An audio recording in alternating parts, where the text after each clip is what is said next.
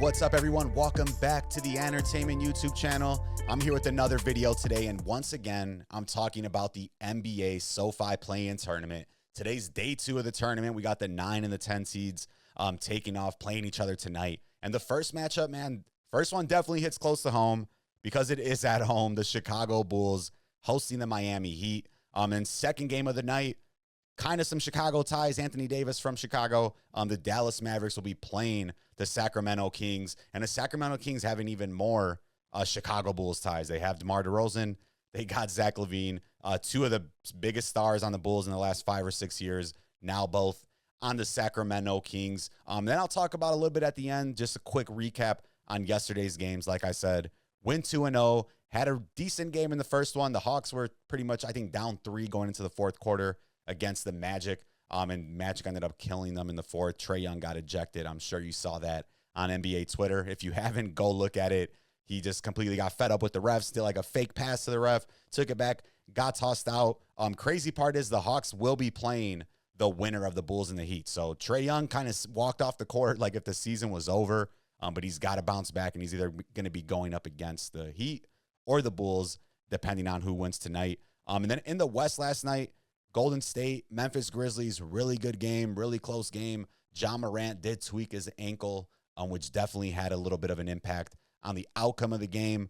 But the Warriors squeaked it out. They advanced. They're the 7th seed. They're going against the Houston Rockets in the first round. But the Grizzlies get another chance. They'll be hosting either the Kings or the Mavericks, depending on who wins tonight, for that last 8th final playing game to play the Oklahoma City Thunder.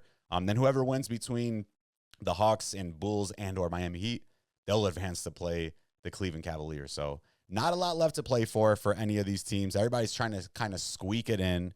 And it is a little bit like here we go. We got the 2 matchups for tonight. So you see you got Heat and Bulls first, 6:30 Central Time. Then the Mavericks at the Sacramento Kings. So a little bit of the irony. Bulls, Heat, 3rd year in a row in the play-in tournaments. You can see both of these teams steadily mediocre. And then, ironically, the Sacramento Kings, who have 2 of the biggest Bulls pieces from the last couple of years, DeMar DeRozan and Zach LaVine, they're also in the play-in tournament. So, Bulls, hey, man, no matter who we get, we're dedicated to this play-in tournament. This will be our 3rd straight season in that tournament. And I'm going to just go ahead and get right into the first matchup here. So, like I said, my Chicago Bulls, got my D-Rose shirt, got my Bulls hat, my Jordan, my little Benny the Bull, my blanket, everything back there. Biggest Bulls fan, my team, of course, for my whole life. We got the Bulls hosting the Miami Heat. So Chicago Bulls, Miami Heat tonight, 6:30 p.m. Central Time. This will be the 3rd straight season that these 2 teams are playing in the play-in. The Miami Heat have won the last 2 meetings, so Bulls looking to snap that losing streak. However, the Bulls are 3-0 against the Miami Heat this season, and they've won 3 in a row and 6 of their last 7 games, while Miami's lost 4 of their last 6 games. Josh Giddey, man, he's owned the Miami Heat this season. He's averaging a triple-double, 26 points, 10.3 rebounds, 10 assists per game, while shooting 58% from the field and 53% from 3.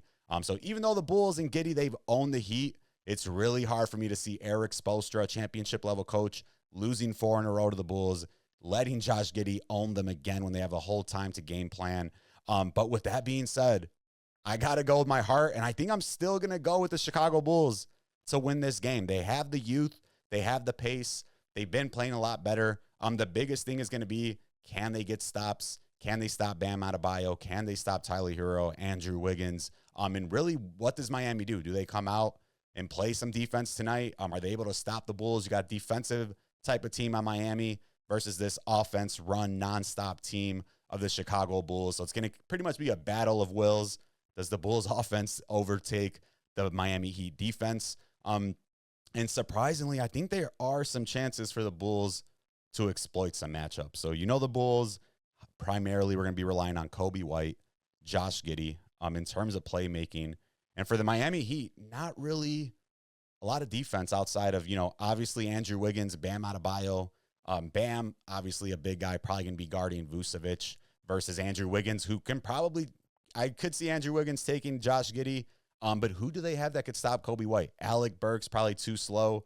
Tyler Hero, definitely too slow. And maybe Davion Mitchell, but then Davion Mitchell presents a kind of that thing of what is he going to do on offense. Davion Mitchell, way better defender than he is offensively at this point. And Terry Rozier, problems of his own, not even playing well either. So it's going to be interesting to see if Kobe White, if Josh Giddey, if they can expose the lack of depth that the Heat currently have as far as guards on the defensive side. So you see our team here. Josh Giddey, he's listed as doubtful, but he is going to be playing tonight from what I've read. Lonzo Ball is going to be out.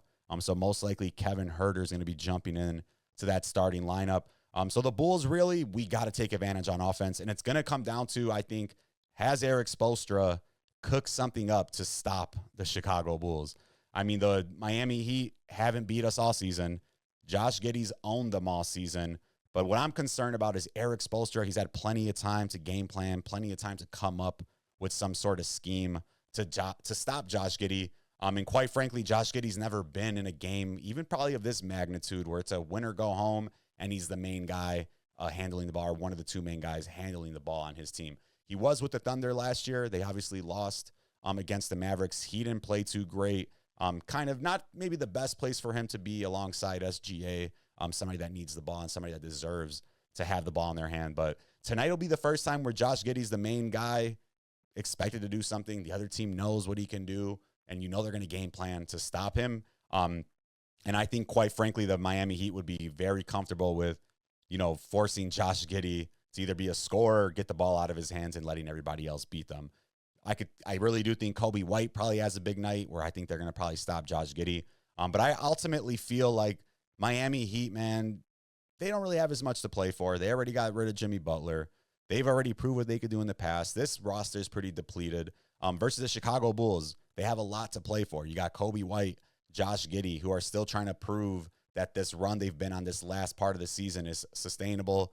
Josh Giddey trying to get an extension from the Bulls. You got Matas Buzelis, that's a rookie trying to prove himself, playing in some big games for the first time in the NBA. So I really do think Chicago, my Bulls, we just have a lot more to play for. And even though I'm not completely sold on Giddey and Kobe White being our future and being these cornerstones of the franchise, I definitely think they're enough for us to get past the Miami Heat tonight and get a chance to play against the Atlanta Hawks. And looking at some of these other numbers, man, I'm talking about Josh Giddey. On the season, you'd think he's averaging 30, but he's averaging 14.6 points, 8 rebounds, and 7 assists. But the thing is, since the All-Star break in his last 19 games, he's averaging 21 points, 10 rebounds, and 9.3 assists. And I think there's a stat or somewhere here on Twitter where I pulled it up. Yeah, so those are his stats for the year. Then you see this is what Josh Giddey has done against the Miami Heat this season. So against Miami in 3 games, he has 26 points per game, 10.3 rebounds per game, 10 assists per game, 58.3% from the field, 53.3% from 3, and the Bulls won all 3 of these games. So I don't know if he's going to be able to do this again tonight. I think Erik Spoelstra probably going to have something cooked up to try to stop Josh Giddey. But if he can even put up 75% of what he's doing here, the Bulls should be able to pull this out. But you look at some of these highlights, and he's hitting threes, which he's done all year. A little bit of a quirky shot. But, this is kind of, I thought they were going to show more highlights. Never mind. But, really, I think it's really hard to say if you think this could happen again. Erik Spoelstra, the Bulls are very familiar with him. If you're a Bulls fan, you're very familiar with Erik Spoelstra. Bulls and the Heat, 10, 12 years ago when LeBron was on the Heat, when D-Rose was on the Bulls. D-Rose, shout out D-Rose. When they were both on the Bulls, or when he was on the Bulls, Spoelstra coaching the Heat, I remember, I think it was the year before Derrick Rose got hurt, the Bulls beat the Miami Heat in the season series. Obviously different. We had D-Rose. They had the big 3, LeBron, D-Wade, and Bosh. But the same thing that year. They came out with a complete different game plan. They blitzed D-Rose. They got the ball out of D-Rose's hands. Obviously, D-Rose is a lot smaller, and nobody on Miami Heat is like LeBron or D-Wade or even Chris Bosh right now. But I just know Erik Spoelstra always cooks up a good game plan. Miami Heat as an organization, obviously they beat us 2 years in a row. They did have Jimmy Butler at that time, but Bam Adebayo, Tyler Hero, 2 big pieces on those teams. And this is really Tyler Hero's first year where the offense is in his hands, where he's going to have to do a lot, and that could be their downfall, potentially. But you see that he does really create the majority of the offense for the Miami Heat. So Tyler Hero, what is he at this year? He's averaging 23.9 points per game, 5 rebounds, 5.5 assists, and those are all career highs for him. So you know Miami's going to be looking for Tyler Hero tonight. I think if he doesn't even hit, if he can hit 30, then I think the Miami have a chance. If he's below 30 points tonight, I don't see Miami being able to squeak it out unless Andrew Wiggins comes out of nowhere, which we all know Andrew Wiggins, one of the biggest X factors in the NBA, played really good in that Golden State Warriors championship run a few years ago, kind of went MIA ever since, whether it was basketball, personal stuff. It does really come down to him playing tonight as far as Andrew Wiggins. Can he score? Can he stop Josh Giddey? But it's going to be really exciting to see that game tonight. And I wanted to take a look, too, at just some of Kobe White's numbers, man. I mean, you see here I talked about some of Tyler Hero putting up career highs. Kobe White, 2024, 2025, career high in points per game at 20.4. Career high in three-pointers made, 216 this year. 60.1 true shooting percentage, which is a career high. And 26 point per game since March 1st. And the Bulls have a 15-6 record in those games. So I think Kobe White is the key to tonight's game. I think the Heat are going to have a game plan put together to get the ball out of Josh Giddey's hands, not let him get all the assists, not let him get as many open shots as he has in their other matchups. And I think they'll probably live with Kobe White getting the ball and letting him try to initiate the offense. So I think Kobe White tonight, biggest X factor for the Chicago Bulls. We can see here he had a career high in a ton of different statistical categories this year. And I think if he balls out tonight, the Bulls will definitely be looking to advance against the Atlanta Hawks to get a chance at that 8th seed and go up against the Cleveland Cavaliers. But really big season for Kobe White this year, man. I really like him. He's been a big surprise for us since we got rid of Levine, since we got rid of DeRozan. Ayo's been hurt. Kobe has a ball a lot more.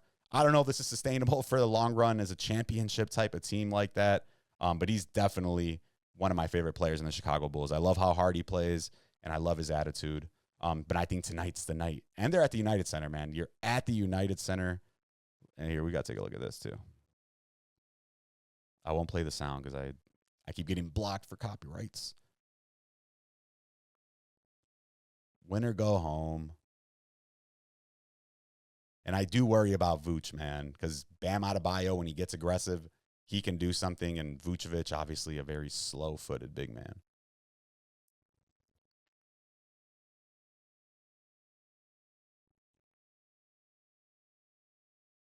The whole different vibe. You could feel the energy. So going to be a very, very interesting game tonight, man. You got a lot of new faces for the Bulls as far as like our key players, Josh Giddey, Kobe White, Matas Buzelis. So I'm really excited. I mean, I think the most important thing for this game is that Matas Buzelis is actually going to get some experience. But I'm going with the Bulls for tonight. So first game matchup, Miami Heat versus Chicago. I'm a little bit scared because I know Miami has Erik Spoelstra. Even though we've beat them 3 games in a row this year, I feel like Spoelstra will cook up some type of defensive game plan to make sure Giddey's not killing them the way he has all 3 games this year. I don't see Giddey getting another triple-double. But I think Kobe White will be able to step up. He's going to have the ball in his hands a lot if they're forcing it out of Giddey's hands. And I see the Chicago Bulls beating the Miami Heat for the 4th straight time this year and advancing to play the Atlanta Hawks for a chance at the 8th seed in the East. But let me know what you guys think.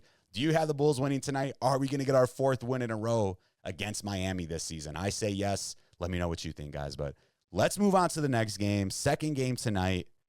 Not as exciting. Maybe not doesn't mean as much in my heart.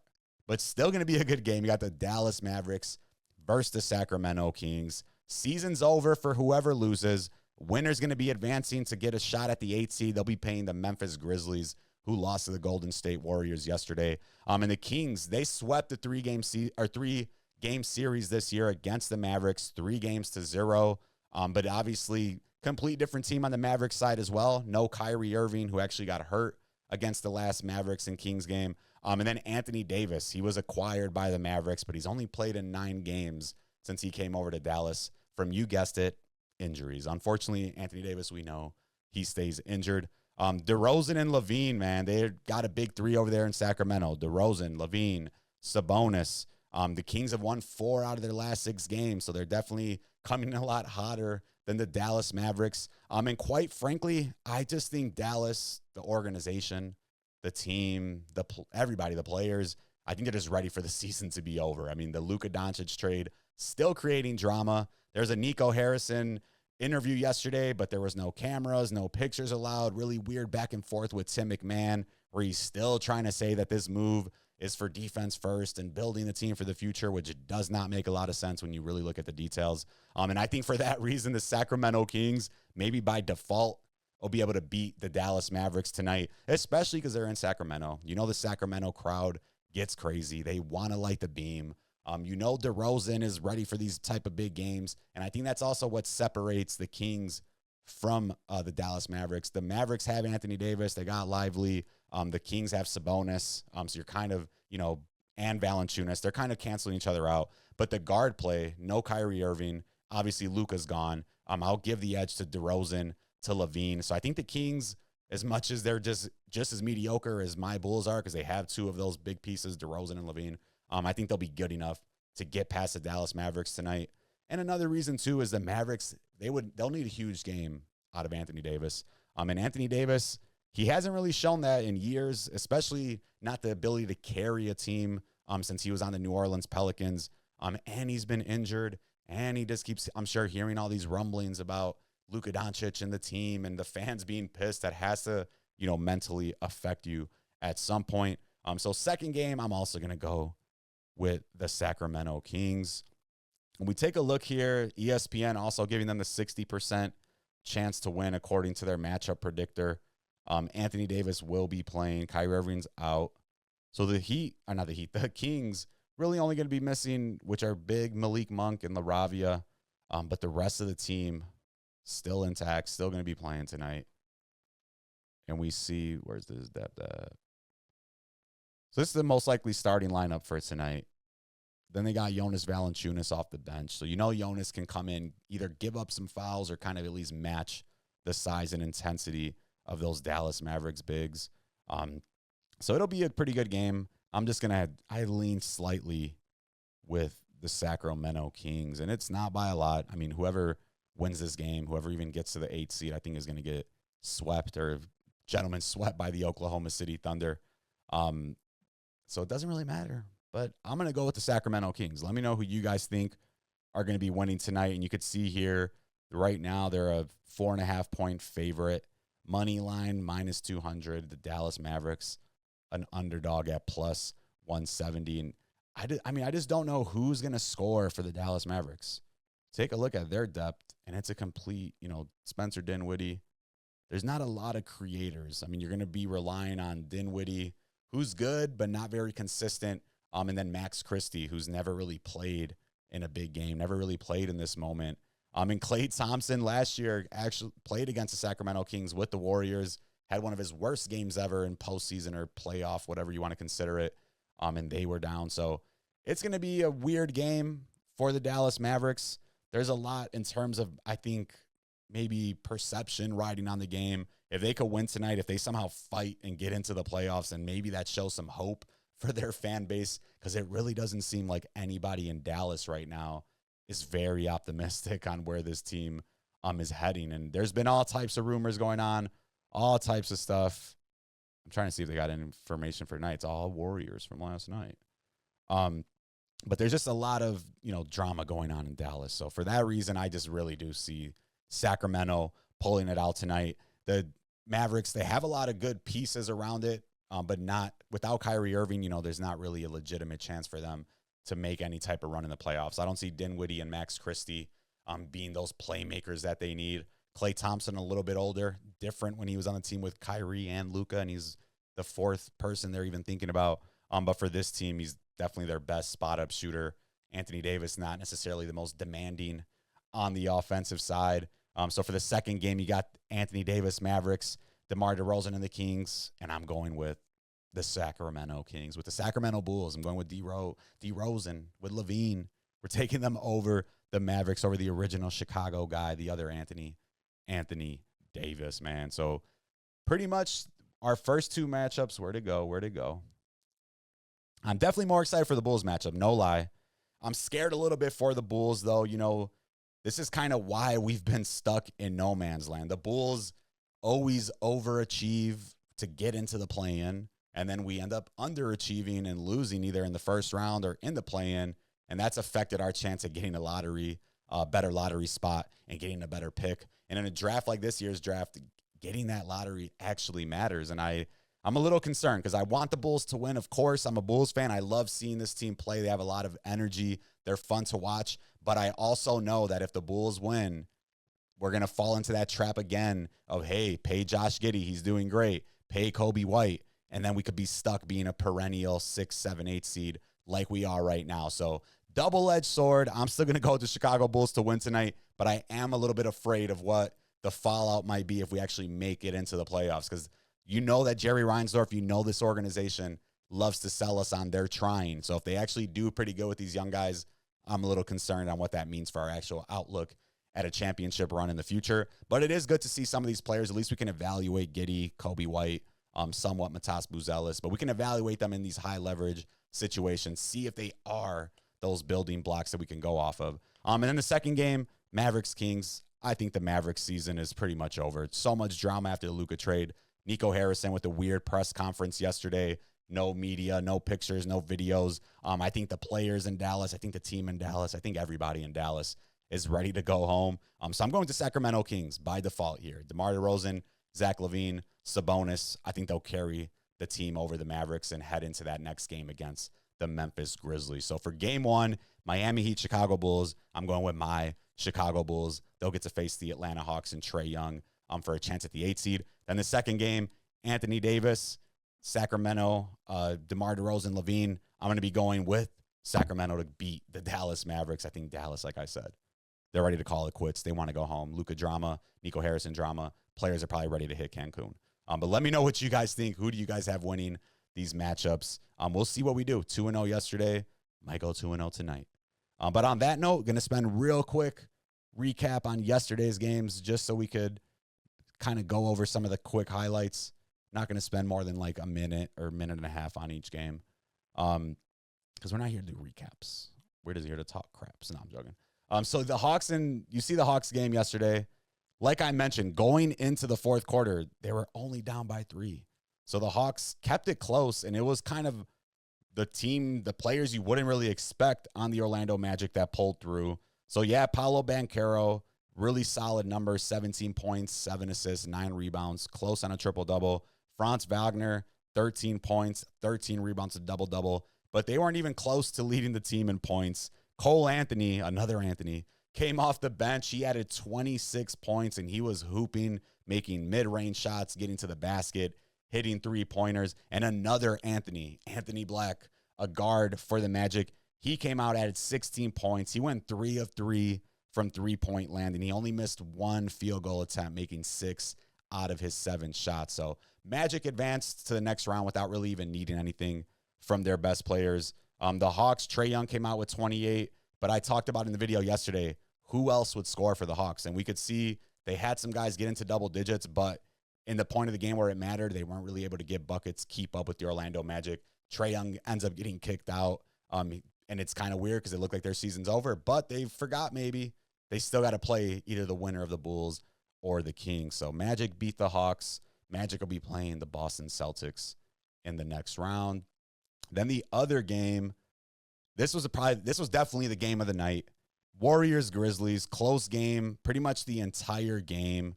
Ja Morant did twist his ankle. You know that definitely played a factor in the end. Desmond Bane was carrying the Grizzlies, hitting everything, 3-pointers, 2-pointers. He finished with 30. Ja added 22.